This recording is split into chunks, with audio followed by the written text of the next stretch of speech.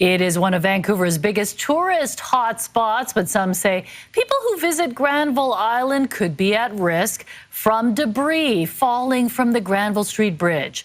CTV's Kevin Chirac has more from people who work on Granville Island and how the city's addressing those concerns. This would kill somebody. Property manager David McCann found this and other pieces of concrete near his building Friday, claiming the debris fell from under the Granville Bridge. And I look at people walking by every day and I go, are you going to be the one that finally gets hit?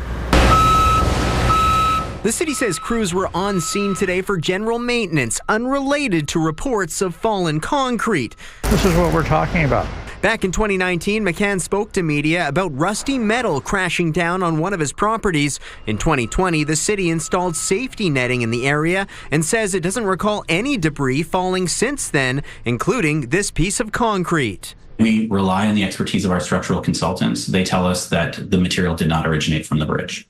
McCann doesn't buy it and is calling for improved safety measures, and he's not alone. Businesses have been damaged from objects thrown over the bridge, including the Improv Center earlier this year. It is a concern, and if they're doing something that protects, that might be very helpful, for our patrons, for our staff. Some have signed a letter calling for preventative fencing, similar to that of the nearby Burrard Street Bridge.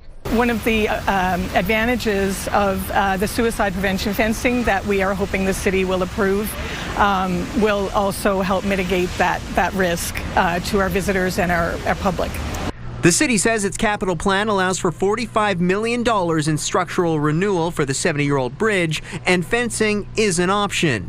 Needs prevention fencing on Granville Bridge would be a meaningful improvement, and we are, speaking with our partners at Granville Island, senior levels of government, and we're exploring that as a future improvement. The motion for preventative fencing is set to be brought to council next Wednesday. Kevin Chirac, CTV News, Vancouver.